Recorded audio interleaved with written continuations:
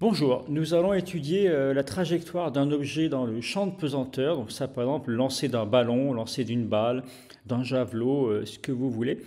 Et nous sommes censés obtenir cette courbe de type trajectoire parabolique. Le but de ce sujet, c'est de réaliser un script Python qui permet de modéliser cette trajectoire et de mener quelques applications, comme par exemple calculer la portée de l'objet, donc une fois arrivé au sol. Par exemple, calculer la flèche, c'est-à-dire la hauteur atteinte au sommet de la trajectoire. En l'occurrence, ici, on atteint 4,55 m pour une abscisse de 5,10 m selon les conditions initiales que je vais présenter par ailleurs. Donc, avant de travailler sur le script Python, on va déjà regarder un petit peu le cours. Donc, cette année, en SP, on a vu que l'équation de la trajectoire était de ce type, donc de type polynôme du second degré, en incluant les conditions initiales, c'est-à-dire la vitesse de l'objet initialement, l'angle au départ s'il y en a un, et la hauteur de lancer. Donc là, en l'occurrence, on a 45 degrés d'angle au départ, une vitesse de 10 mètres par seconde et une hauteur de lancer de 2 mètres. Alors, si on remplace, je vous conseille également de le vérifier par toutes les valeurs, on trouve le polynôme de ce type-là, voilà, qui est bien sûr en x carré. Et la portée, comment on peut expliquer ça? La portée, c'est quand l'objet touche le sol, vous voyez ici. Donc en réalité, quand l'ordonnée est nulle, on peut appeler point B si vous voulez. Donc en l'occurrence, on va avoir y de xb égale à 0. Donc la portée, c'est xb. Il suffit en fait de résoudre l'équation du second degré. Je propose également en Python de calculer la flèche, c'est-à-dire la hauteur atteinte. Alors une petite explication. J'ai remis l'équation du polynôme avec les valeurs numériques. Et si vous voulez un parallèle avec les mathématiques, voici donc le polynôme. Si vous dérivez, vous trouvez 2ax plus b. Et en réalité, au sommet de la trajectoire, on observe la nullité de la dérivée, c'est-à-dire une tangente horizontale. Donc on peut écrire y' de x à cet endroit-là égale à 0. Donc x égale moins b sur 2a. En physique, on fait exactement la même chose. On va dériver y, mais attention par rapport à x. On est en trajectoire, on trouve ceci évidemment, le fameux 2ax plus b égale à 0. Donc conclusion, toute valeur numérique remplie, on trouve xf égale donc 5,1 m comme on voit sur le graphique tout à l'heure. À cette abscisse, on peut trouver donc l'ordonnée en faisant l'image par rapport à la fonction. Donc en réalité ici la flèche c'est yf. Il suffit d'appliquer la fonction au 5,10 m que j'ai fait ici. On trouve 4,55 m. Vous voyez, ça correspond à ce graphique-là avec au sommet la flèche. Alors, on va essayer de faire tout cela en Python. Alors, j'utilise Spider et j'ai déjà mentionné les bibliothèques qu'on a expliquées en classe. En l'occurrence, NumPy avec son alias pour les fonctions, les tableaux, et Matplotlib pour le tracé de trajectoire ou de graphe en tout genre. Donc, on prend comme valeur de A moins 0,0981, tout calcul fait, B égale 1. Correspond à tangente 45 degrés, et C égale 2 correspond aux 2 mètres, la hauteur initiale du lancer.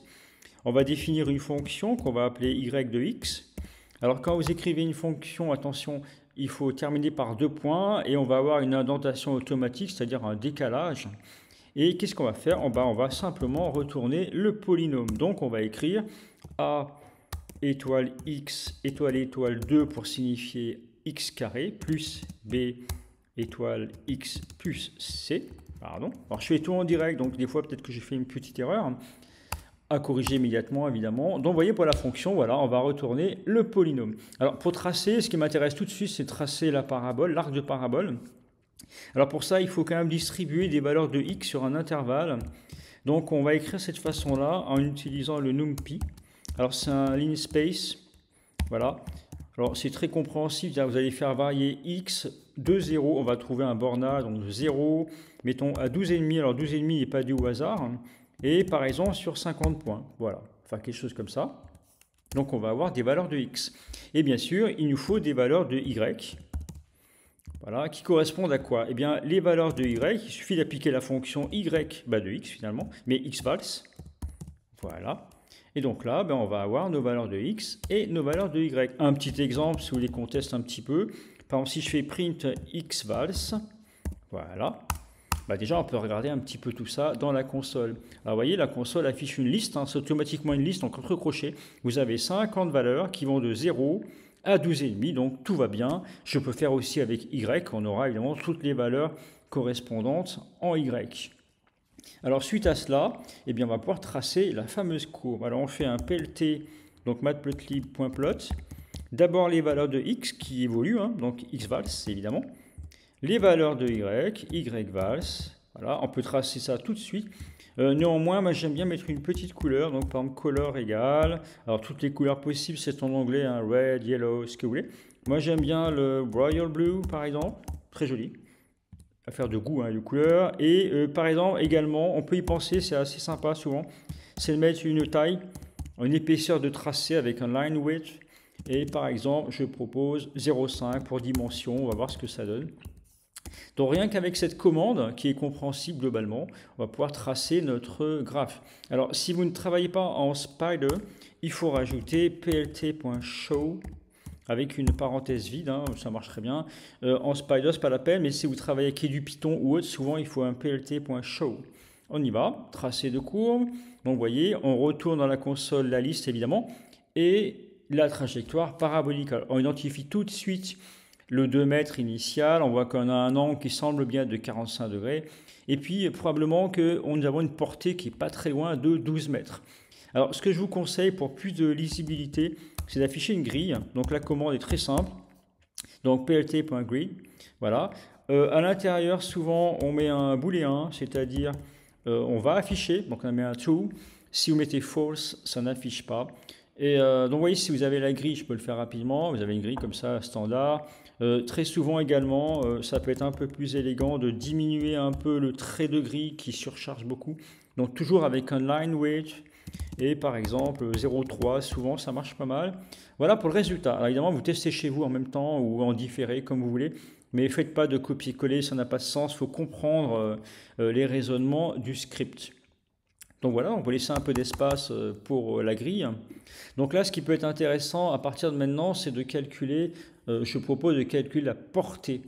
Donc il faut résoudre le polynôme du second degré, c'est-à-dire eh bien, calculer les racines. Alors pour ce faire, je propose ceci, de créer une liste où on va mettre tous nos coefficients A, B et C.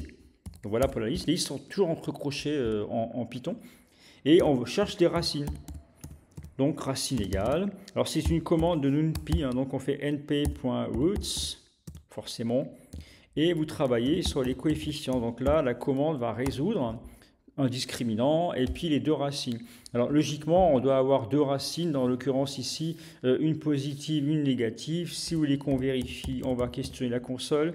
Print racine. Allons-y. Donc on voit en bas dans la console, ben, vous avez vos deux, alors toujours les x variables, on pourrait l'enlever d'ailleurs.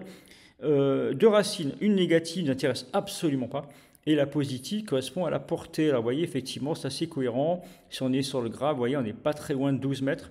Donc on retrouve cette valeur-là. Alors ce qui peut être intéressant, ici, comme il y a une négative, une positive, et en l'occurrence, si on faisait un affichage portée égale, ça ne sera peut-être pas le cas pour ce script, ce serait souhaitable de présenter uniquement la racine positive. Alors, on peut essayer ceci. Alors, un petit commentaire, si par exemple, en termes de programme de terminal SP, on est, comment dirais-je, on peut s'arrêter là, hein, pour ceux qui le souhaitent. Voilà, si vous avez une bonne compréhension de ça, vous comprenez ce programme, pour l'instant c'est suffisant, on a calculé la portée, vous savez tracer un arc de parabole, très bien. Après, je propose des choses, des petites fioritures, des petites améliorations que je vous invite également à suivre. Donc, on crée un nouveau tableau en fait qu'on va appeler racine positive. On va piocher dans les racines, ici, sous forme d'une liste, mais on va conserver uniquement là où les, en l'occurrence ici, c'est la racine positive. Donc vous voyez, ça se comprend comme ça. Donc on crée un nouveau tableau à l'intérieur duquel on va essayer de réceptionner que la racine positive. Une condition cependant, on doit s'assurer que le tableau nouvellement créé n'est pas vide. Donc on est obligé de faire une condition en if. Donc j'ai marqué if racine positive .size. Donc size, ça veut dire que dans la dimension, il faut qu'il y ait au moins une racine, que l'ensemble ne soit pas vide. Donc la condition, c'est positif. Donc là, on va chercher à ce qu'il y ait au moins une valeur à l'intérieur du tableau. Donc n'oubliez pas, après la condition if, il faut un deux points. il y a une indentation. Et puis on va l'appeler portée tant qu'on y est, donc portée égale. Et là, on va prendre racine tiré bas positive. Donc là, on va demander d'afficher uniquement cette racine-là. Alors, là, il vous dira que ça fera erreur parce qu'il faut que dans son tableau, il prenne une valeur. On est bien obligé. Donc, si vous affichez un crochet comme ça, 0, il va aller chercher, le script va aller chercher la première valeur du tableau positive. Alors, c'est très simple, hein, il y a une positive, une négative, donc il va tomber sur le 11,90 m à tous les coups. Donc voilà pour cette petite condition. Alors, par curiosité, on va tout de suite regarder. Print portée. Voilà, donc sauf erreur dans l'écriture du script, normalement tout va fonctionner. Regardons le résultat de la console. Donc toujours nos X, on pourrait l'enlever aussi, c'est pas grave. La liste habituelle avec nos deux racines. Et si on doit faire de l'affichage, ben, vous voyez, on a bien gardé que la racine positive. Alors là, par exemple, ce qui peut être intéressant, c'est d'afficher un petit commentaire sur la console, qui pourrait être aussi utilisé en le positionnant sur le graphe, mais on va manquer de temps. Donc je vous propose d'écrire ceci, print. Alors quand on fait un F avec un commentaire, par exemple, la portée est, mettons, X égale, vous voyez. Donc quand on fait un F, on appelle ça une F-string, c'est-à-dire qu'on peut faire un commentaire et insérer des variables. Donc là, en l'occurrence, la variable, c'est la portée. Alors elle s'introduit avec une accolade. Donc vous voyez, je vais afficher ça. Voilà. Et puis on va peut-être mettre quand même, hein, tant qu'à faire. Donc vous voyez sur le script, la portée est X égale. L'accolade pour introduire la variable, et puis on va regarder ce que ça donne. Donc lecture, alors vous voyez en bas dans la console, la portée est X égale 11,9, etc. mètres. Donc vous voyez pour le commentaire, là on est plutôt pas mal. Alors par défaut, on a plein de chiffres. Moi je voudrais bien garder par exemple que 2 chiffres après la virgule. Il y a une petite astuce, il y a 2-3 techniques possibles, mais celle-ci marche très bien. On fait un 2 points, pardon, 2 points et 1 point, 2F. Donc pour signifier qu'on va garder que 2 chiffres après la virgule. Donc vous voyez, une F-string, un commentaire quelconque, on peut introduire une ou plusieurs variables, en l'occurrence ici une seule. Et voici le résultat pour la console. Donc la portée est de 11,91 m. Alors quand vous regardez le graphe, effectivement, on est plutôt pas mal pour ces choses-là. Alors ce que je propose, c'est d'améliorer un petit peu l'affichage graphique, parce que moi je voudrais bien un axe des ordonnées à 0, vous voyez, et un axe d'abscisse à 0, comme ça on aurait une meilleure visibilité. Alors, ça se fait comme ça, plt.ax, alors vous voyez hline, donc ici, ça sera la ligne horizontale, la ligne d'abscisse, on va passer par 0, voilà, par exemple. Je propose une couleur, donc color égale, alors black, pour qu'on la voit bien sur la grille, et également une taille un peu plus épaisse pour qu'elle ressorte de cette fameuse grille. Donc, un line weight, et par exemple, je propose quelque chose comme 0,5, vous voyez, que ce soit un peu plus épais que la grille, on va voir ce que ça donne. On fait de même pour l'autre axe. Donc plt.axe, vous voyez, c'est très simple, très intuitif. V comme vertical, line, on part par 0, vous voyez, c'est très simple. Color égale, on fait un black pour la couleur du tracé. Et puis, line width, voilà, égale 0,5 par exemple. Allez, on va tester tout de suite ça. Donc vous voyez, on voit bien nos axes, on peut mettre des flèches, on peut mettre des sous-graduations, enfin tout est possible évidemment, mais là je vais rester relativement simple. Là quand même, on voit quelque chose de très net, donc le lancer a lieu à 2 mètres, on voit bien que c'est une vitesse non nulle, 45 degrés probablement, on n'est pas à l'échelle 1 pour 1, néanmoins, et puis la portée ici à 11,91 m. Alors il nous reste une chose à faire, malgré tout, c'est de calculer également la flèche. Donc vous voyez, on va essayer quand même de faire ça. Donc un calcul de la flèche. Alors de la flèche, voilà, pour mettre un petit commentaire, ça serait mieux sans faute. Alors pour ce faire, je vais l'appeler par exemple X sommet, Y sommet. Donc vous voyez, au sommet de la trajectoire, X-sommet, on peut l'appeler comme on veut, hein, c'est juste pour l'identifier. Voilà. Qu'est-ce qui se passe? Eh bien, on l'a vu tout à l'heure, quand on a dérivé, qu'on a annulé la dérivée, on a trouvé un X égale moins B sur 2A. Eh bien, tant qu'à faire, on va écrire ça. Donc x égale moins b sur, alors une petite parenthèse, on n'est jamais sûr, voilà, 2a. Voilà, tout simplement, donc x sommet égale moins b sur 2a. Donc c'est sûrement une valeur par ici, vous voyez, plutôt par là. Et la flèche, c'est la valeur de y. Donc y-sommet, très simple, égale, voilà. On va donc lui appliquer la fonction, donc y de x. Hein, initialement, la fonction, c'était y de x. Et ici, à la place de x, on va mettre bien sûr x sommet. La valeur correspond à l'abscisse de la flèche. Voilà, Y sommet, voilà. On pourrait faire un petit commentaire. Donc par exemple, PLT, ou non même pas, on va mettre un print, allez, un print. Ah, une petite F-string, voilà, la flèche et, vous voyez, on essaie de s'habituer à mettre un peu de commentaires. Et voilà, on peut l'appeler, je ne sais pas moi, YF, voilà, égale. Et vous vous rappelez, pour introduire la variable, on met une accolade. On va l'écrire Y-sommet, par exemple, quelque chose comme ça. On voudrait bien deux chiffres après la virgule aussi, donc 2.1.2f. On ferme l'accolade. On va mettre mètre. Donc vous voyez, pour le print, avant qu'on l'affiche, la f-string, la flèche et yf égale. On met en accolade la variable, deux chiffres après la virgule, l'unité.